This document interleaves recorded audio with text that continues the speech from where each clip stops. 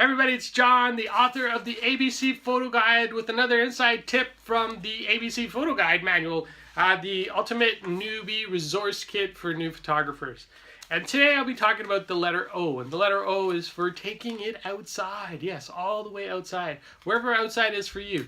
For me, outside is Toronto, it's GTA, the Greater Toronto Area, and pretty much anywhere I can go. I've shot outside in Toronto, I've shot outside in Barbados, I've shot outside in New York, you name it. I've been all over the place.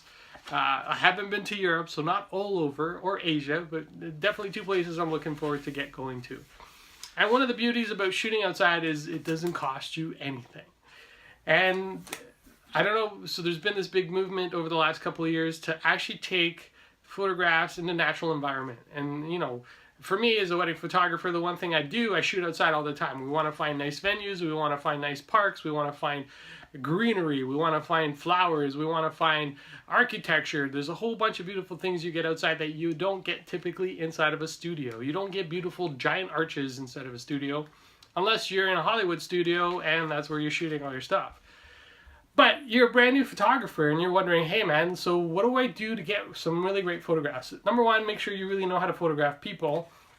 And then when you do that, take them outside and photograph them in the outdoor environment. In the photo that I have in the ABC Photo Guide, there's a photo of a couple that I took inside of Yorkville. If you're not familiar with Toronto, I'm going to say it's the equivalent of the Beverly Hills in Toronto. And there's some beautiful, beautiful greenery. There's a lot of, I wouldn't say cool architecture, but there's some really cool outdoor things. And I took my couple, I do a lot of my engagement shoots, all of my engagement shoots are outside somewhere. And I took them out to Yorkville and I did the shoot there, and the photos were awesome, just beautiful. They're terrific. You don't always have to go to fancy places to go outside. Sometimes you got to work with what you got, and you'll learn how to do that once you get really comfortable with photographing outside. The beauty with outside, it doesn't charge you anything, but there are certain venues and certain places that do require some sort of fee or license or certificate for enabling you to have time to shoot. I know one of the places in Toronto that are really popular to photograph is in the Distillery District in Toronto, and they require a $250 payment for a permit to photograph for 2 hours in the Distillery District. And the reason they do that is to make sure that they keep